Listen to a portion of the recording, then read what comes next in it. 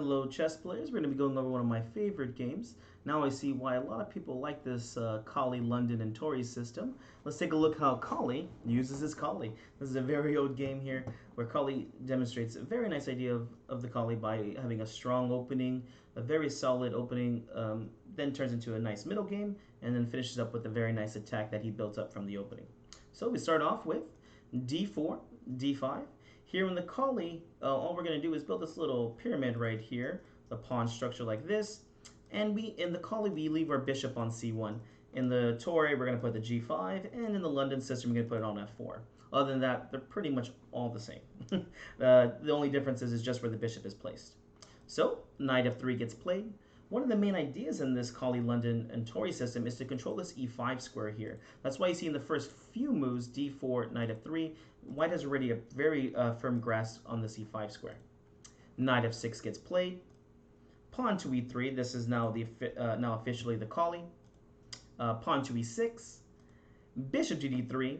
Next piece we want to move is our bishop, of course. And the Colle bishop is very important to be put on this diagonal as this attacks h7. Now, why is this important?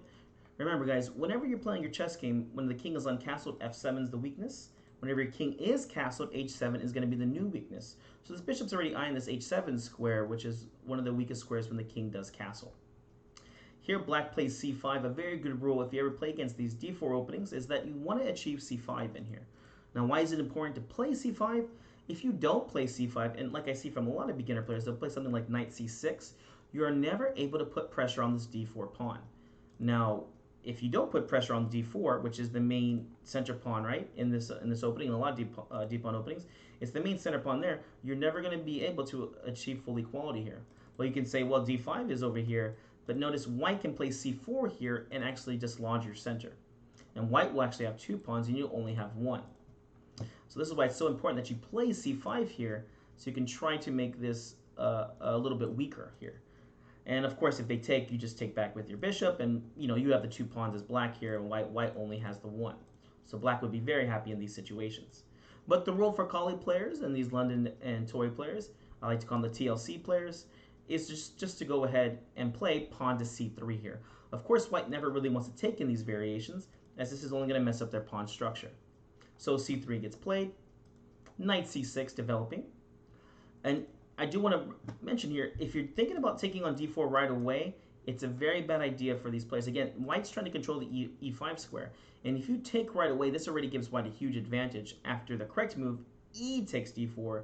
Remember, most of the time it's going to be take back toward the center, but here what white's planning is to bring out their bishop, and so this once bad bishop that was blocked in by its pawn is now one of the stronger bishops, right? Well, they're both very strong bishops in this situation.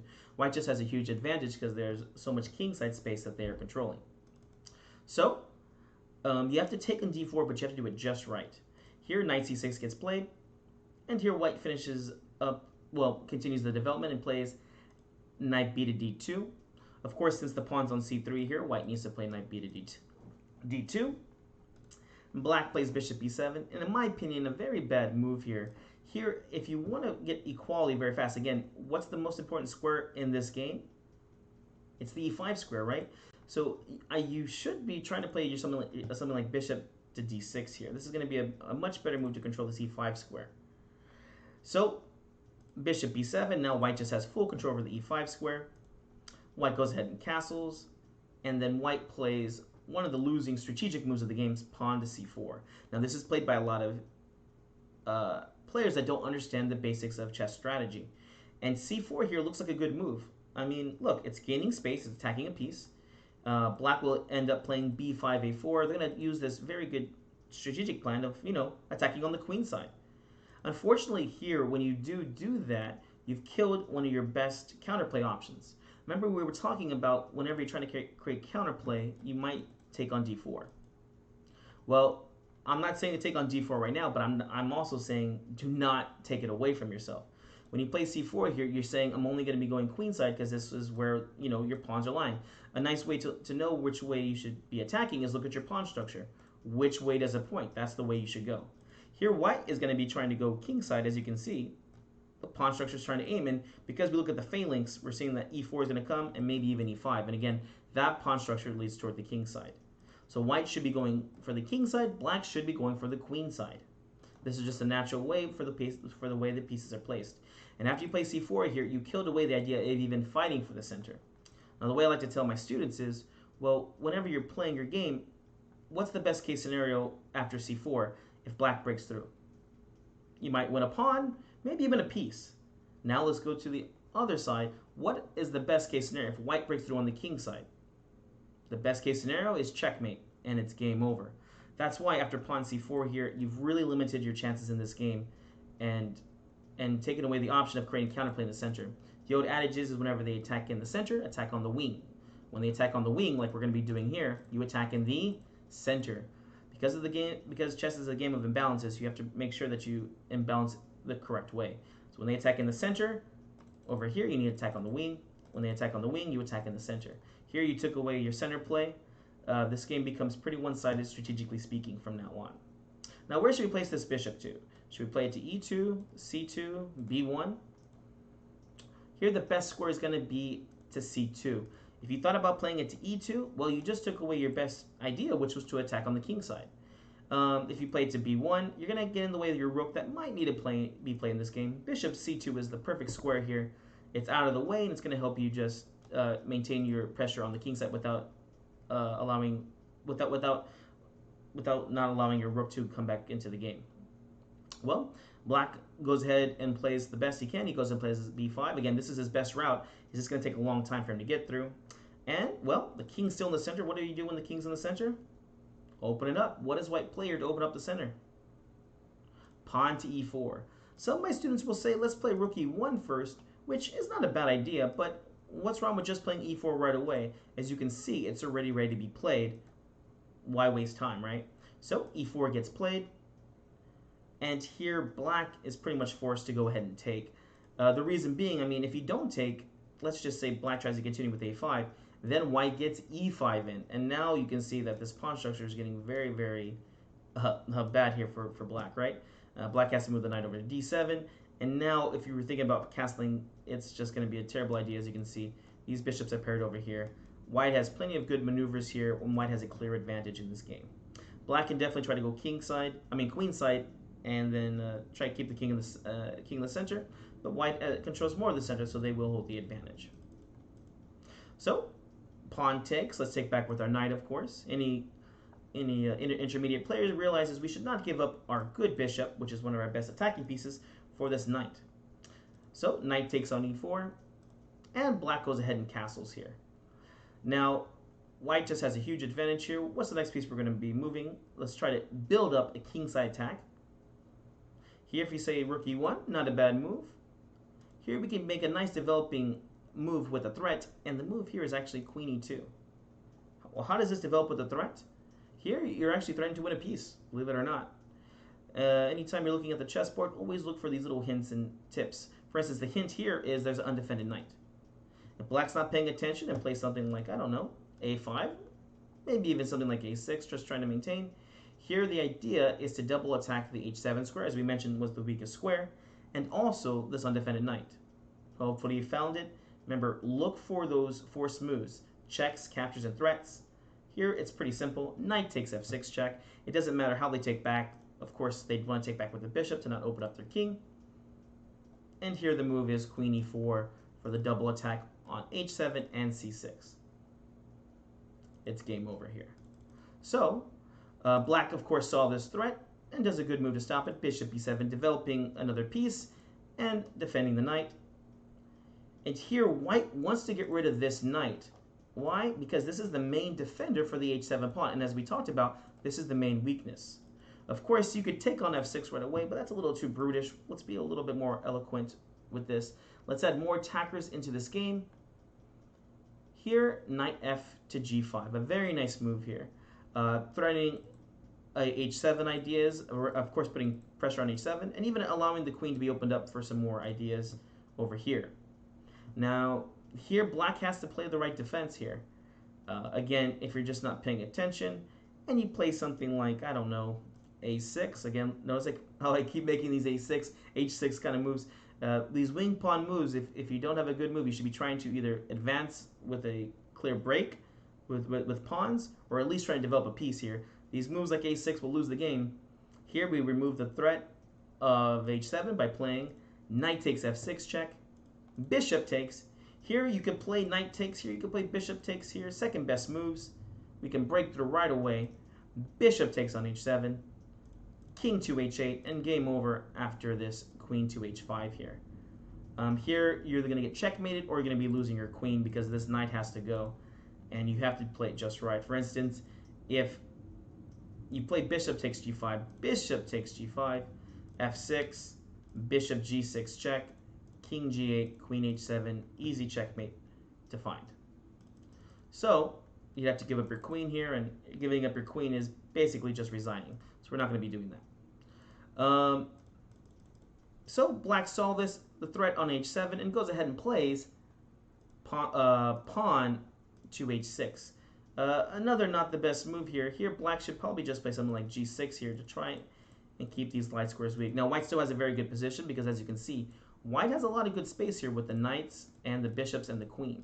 I mean, you have 1, 2, 3, 4, 5, maybe even a 6th piece ready to help you with the attack. It's not going to take long if white is a skilled player to put pressure on this king side and just win. Black played h6 here, and again white removes the threat. Remember, h7 is the weakness here. So let's get rid of that knight. Knight takes f6, bishop takes f6, and now a very clever move here.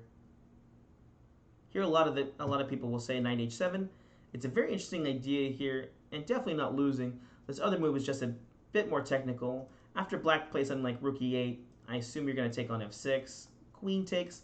Yeah, black is definitely worse here. White has the bishop pair, these two nice pieces. We haven't found the breakthrough just yet, but we'll find it very soon. So here, a much stronger move to play is queen d4. Now this may puzzle some people here because, well, queen e4, yeah, threatening checkmate, but my opponent's just going to see it and then play g6. Now, if you want to be a good chess player, you have to make or provoke your opponent to make weaknesses. A strong chess player will never do one by themselves, right? You never see a chess player just like not castle, a strong chess player not castle, and you will never see them try to move pawns in front of their king for no reason. Now, we have to provoke this because each time a pawn is moved forward, there's going to be weaknesses left behind. For instance, after g6 gets played, now you can see that the dark squares around the king are a little bit weak. Luckily, black does have the bishop, but also you notice that the pawn structure is a little bit weak. And this is actually the winning idea here for white. White found a nice way to sacrifice the breakthrough.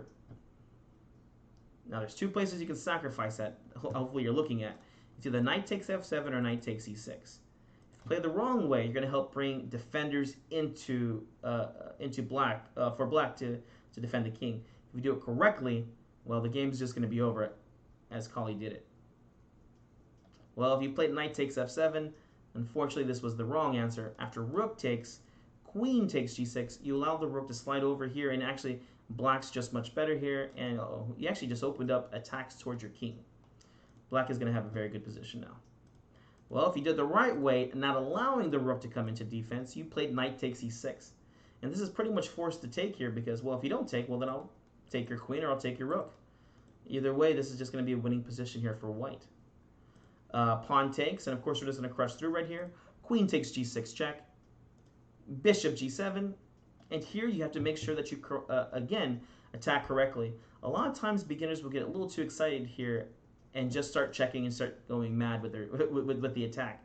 You have to be very prophylactic if you want to be a very good attacker and see your opponent's defenses and either stop them from happening or notice their bad defenses and allow them to happen. For instance, if you played bishop takes h6 here, you're still winning here for white, but the game's going to last a lot longer because you allowed black to bring in the queen here to defend. Queen h7 check, king f7, bishop takes, queen takes. Again, you're winning here, but you could be doing a lot better with correct technique. And here, Colle did not disappoint with his very powerful name as an attacker and chess player. He plays queen h7 first, king f7, and again the best idea here, bishop g6 check. Here the king has to go for a walk. I mean, I guess you could play king e7, but after queen takes g7, this is the time to resign. So you have to play your king up to f6. Now here another very nice class move, as my mentor would say. Another very nice class move you can play here to keep the attack going. If you're saying bishop takes h6, again, you've lost a very big part of your attack. Here, black is more than happy just to go ahead and trade. Queen takes, and then maybe play like rook h8, maybe play king e7. The point is that the attack is kind of dying here. So, what's the correct way to play? Here, the very nice move to play was bishop to h5. Why bishop h5? It allows queen g6, again threatening to win the bishop. If you weren't paying attention earlier, you might have got your queen chapped with rook h8. So, when you play bishop h5, you're allowing this g6 square to be opened up so your queen can jump in there. Now, what does black do? We got to cover this g6 square. Knight to e7 here, guarding these light squares, which is the main weakness here for black. And here, a very nice move. Well, your problem's solving for one main square right here. What is it? It's the g5 square, right? If we can get control over this g5 square, it should be pretty much winning. Well, let's go ahead and win some material back. While we do that, bishop takes rook g8. Of course, you cannot take the bishop now. Well, queen takes h6 check. You have nowhere really to run. You have to block, and then queen takes g6 is just winning the material. And again, the king's running away to try and hide. So bishop takes h6. And again, what square are we fighting over? It's that g5 square right here. So what's the move that we play here? h4. Threatening checkmate with the simple bishop to g5 checkmate. At this point, there really is no good moves, and, well, you can pretty much resign at this point. And that's pretty much what his opponent does. He just goes ahead and plays bishop takes. And now it's very simple. Just let's go ahead and checkmate with queen to f7 for checkmate. Hopefully you enjoyed this game. Some good strategic concepts. Remember, when you're playing against these TLC players, the Tory London Colle players, they're going to play d4, knight f3, and they're going to try to control that e5 square as much as possible. So fight over that e5 square. If you're able to achieve e5 with your pawn, then you're going to be equal, if not better, in those positions. Hope you enjoyed the game, and I'll see you in the next one.